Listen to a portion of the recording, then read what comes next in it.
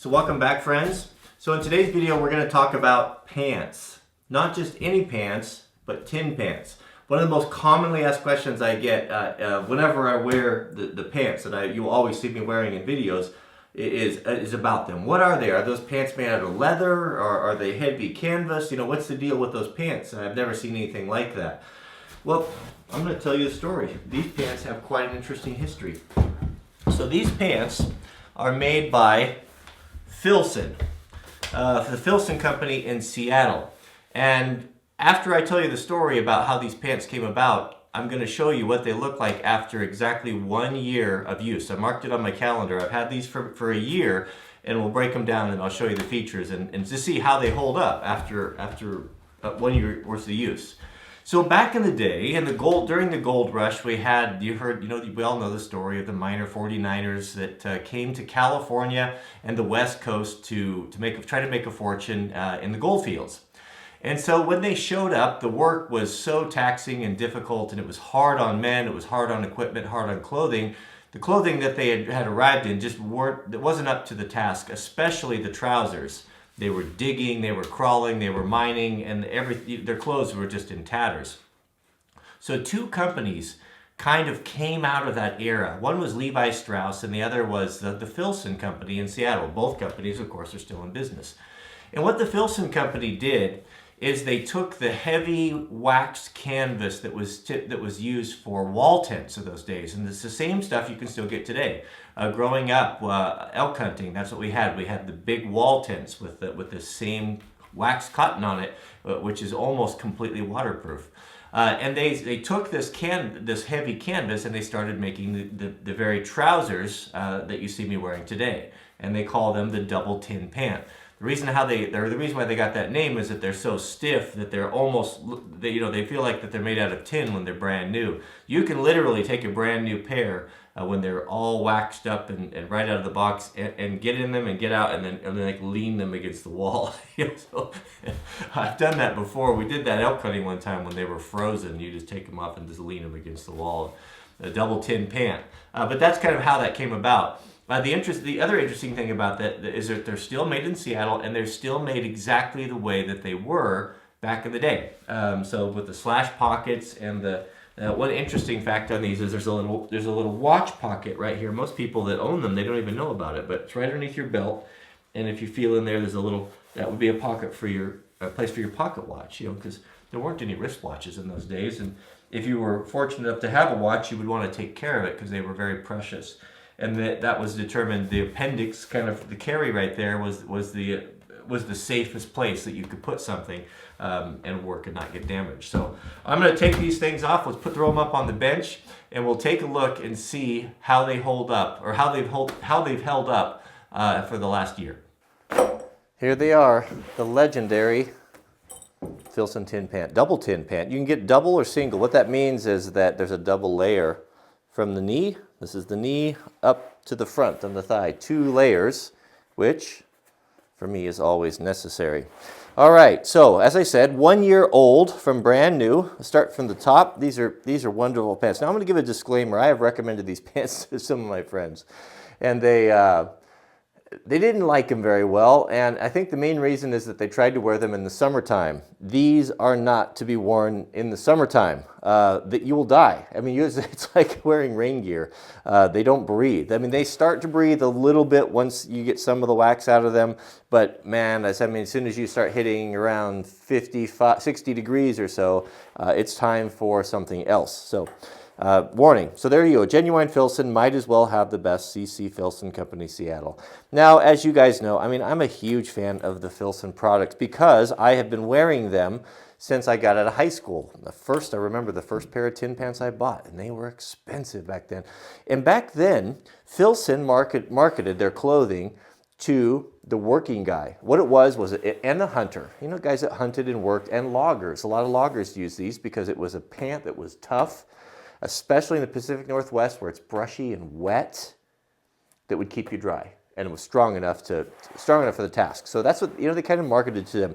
Now they're marketed to the hipster, which I'm really sad to see. So you have to be careful with Filson. Some of the things they're bread and butter items, like their tin pants and their Wool cruisers are still made in Seattle, but they're getting trendy, and some of the stuff's being made overseas. So like the wool vest that I wear, that's made in Seattle. So you have to be selective, and they'll say what they are.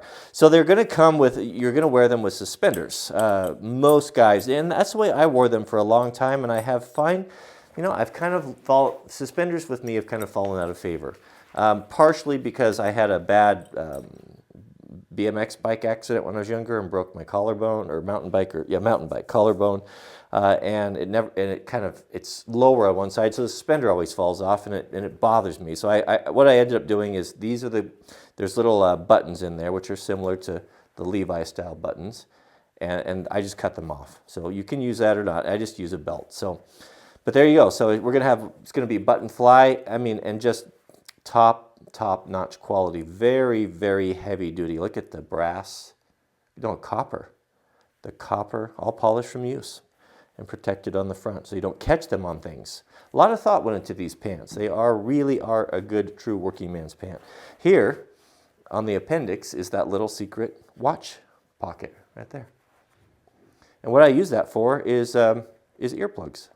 I always keep a pair of earplugs in there because sometimes you need them and you don't have them. Kind of an old school, rather than jeans, where modern jeans today, where we're going to have a pocket that is going to be more of a flat pocket like this. It has a slash pocket that are very deep. I've not had a problem with anything coming out of them.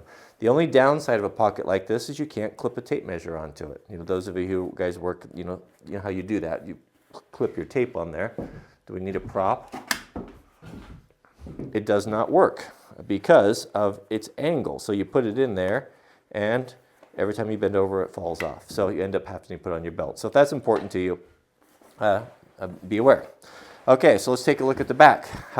That's the part that usually it starts to go on me, the knees and the back. So we have the traditional flat pockets right here, and no buttons or anything like that. Great big pockets, traditional jeans, but you can see, right there we've got a little, it's starting to tear.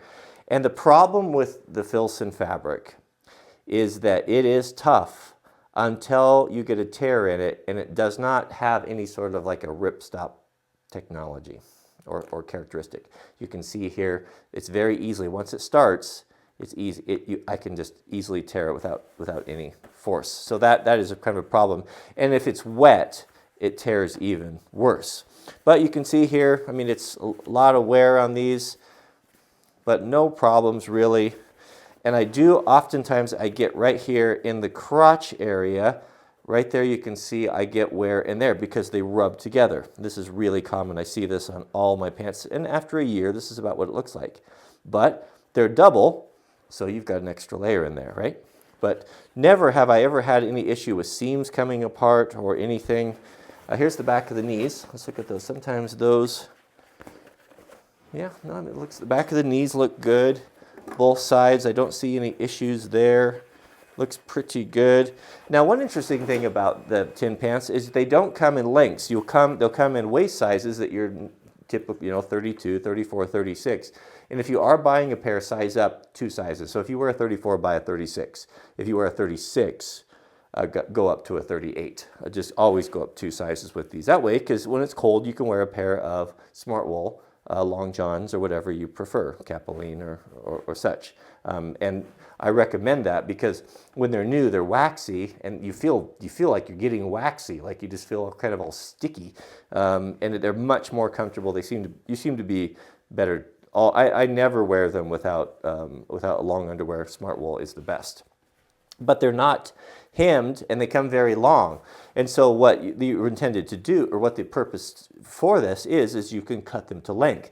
Now you can get them with a hem in them, which means that it's folded over and sewn like a traditional pant, but loggers don't like hems. And the reason being is they want these things to tear out. So as you're walking on a log and you have the little limbs and things sticking up, they'll get caught in the pants. And so the first thing a West Coast logger will do when he gets pants, whether it's denim or tin pants, is he'll take scissors and he'll cut that hem off there. You want them just loose. That way, when you catch a limb or something in there, it tears out and it won't trip you and you won't fall and get hurt. You'll see loggers that have wore their pants for a long time and they'll just be shreds. Tatters, for that reason, jumping off of logs and a short stubby limb will catch in there, they want it to tear. So I never do. I have I'm pretty tall, so I just wear them the way they are, and then they just start to kind of fray up. But be careful, don't cut them too short because they will shrink up when they get wet a little bit, and then they'll be too short and they'll be high watered. But you can get them hemmed or not hemmed. I would recommend getting them not hemmed. So on the front, let's take a look at the knee. This is always the part that goes first on mine, is the knee right here, like that. So you can see double layer. So not a big deal, but these things are they're showing some wear. Interesting why the left knee always wears more than the right knee. I wonder why that is. Interesting. Huh. So one thing that they do, you'll see on any pant that's done right, like even a Carhartt or anything that has a double layer on the front, they'll leave a hole right there. Do you know why that is? They'll leave a section right there unstitched. Think of it. So dirt and grime and dust and things, they'll work their way through the stitching and it will collect here. And that's right where your knee comes in contact on the ground. You get a little gravel and sand and dirt and things in there and it presses on your knee and it hurts. So what this is, it's an egress. So when you buy a pair of tin pants or a tin jacket or anything like that, in the pocket they're going to give you a little metal can. Isn't that nice? Seattle, Washington. C.C. Filson Company, a little tin of the wax. All right, you clip on that right there, and you can reapply it. You can reapply the wax on the front if you start having some issues and they're not as waterproof as they used to be, and you can put that on there. Just like that. Rub it in. It's best to have the pants, get a stiff brush off all the dirt the best you can, a really stiff brush. Get them as clean as you can, and then put them by the wood stove or by a heater, warm them up, even put them in the dryer, warm this up till it's a liquid, that's what I do, and then you put it on with my hand, rub it in, and you can reapply it, and it waterproofs itself. Now, some people will I think most people will look at these pants and think, those are gross. I know Mrs. W is, she's not a fan. She has a love-hate relationship with the tin pants because you don't wash tin pants. You don't put these in the washer. You don't put them in the dryer. They are, to me, they're like a tool. They're like, you don't wash chainsaw chaps, right? I mean, that's that type of thing. I put them on, I go out and I work and I take them off. And the nice thing for her is that it's a lot less laundry for her, that she doesn't have to wash a pair of pants every day because you never wash your tin pants. I mean, when I've got the pressure washer going, I have been known to pressure wash myself off a few times, but that's it. You simply don't wash them, and look at them like a tool. So it is not Mrs. W's favorite pant for me to come and sit on the couch in or to So sometimes, hey, let's go out to dinner. We've been working out in the yard. Let's drive into town, and I just don't want to get changed. So I take her out in my tin pants, and you always get some compliments. You always get some looks, or you get attention. Maybe that's how I should put it. You get attention, because they do look kind of gross, but they're a tool. So now you're asking yourself, do I need a pair of tin pants? And I guess maybe you're asking me, would you recommend a pair of tin pants? I've been wearing them since 1987. Here's my experience with tin pants. I'm reluctant to even say this. I don't want to come off as doing anything unethical here, but I'll just tell this story. This is how it's been. So they last me a year. Typically, maybe a year. I can stretch them to 2 years. They're pretty tattered because they use them hard in logging and all of that. And so at the end of their service life, the first time that I had a pair that wore out. So here's the thing. So Filson has a really great warranty, and if you look at their catalog and their whole deal is. It is might as well have the best, and you're buying an heirloom piece of clothing. You're buying like the wool cruiser jacket, the wool green one that I wear. You're buying something there that is probably multi-generational. expensive, but made in America, handmade, excellent quality, just a wonderful thing that you can pass off to your children. And so they kind of promote that. And so the first pair that I had, the knee started to go out on them or so after a year. And so what I did is I packaged them up and I sent them to Filson. And I wrote a letter and said, I like your products, and is there any way that you could repair these? I was only hoping that they could put some patches on the knees because the rest of the pants were just fine. Well, immediately they sent back a brand new pair. And so I wore those for a year, and so on and so forth. When my pants wear out, I put them in a box and I send them to Filson, and I've even explained to them in letters before. I'm like, look, you've replaced these before, and I'm happy to pay for this, but the pants are good. They just need knees on them. You're talking about a pair of pants that's $200, and if you can get another year out of them with a knee patch on it, well, by all means, the rest of the pant is good.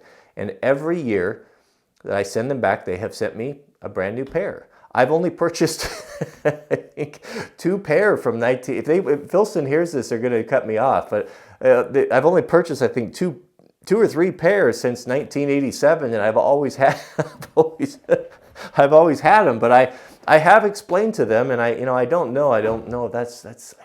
I brought this up to Mrs. W. I says, is this being dishonest? Is this unethical? And she says, well, you've explained to them, that they've replaced them, right? And I'm like, yeah, well, yeah. And I offered to pay for the repairs, yeah, right.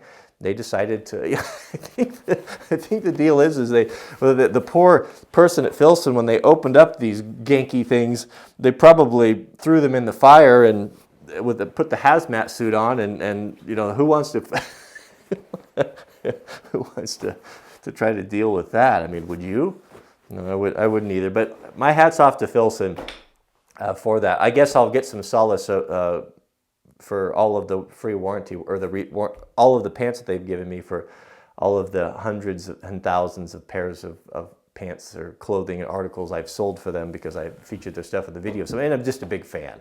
I like their stuff. I've never heard from them. I'm not affiliated with them at all. I've reached out to them before, for like, hey, I'm happy to like to do some videos. I like your stuff, but I never heard back. So that's fine. I'll continue to use their stuff. I've used it since I was a teenager, and I like it. So question is, should you get yourself a pair of tin pants? Man, I don't know. Maybe. I don't know. I like them.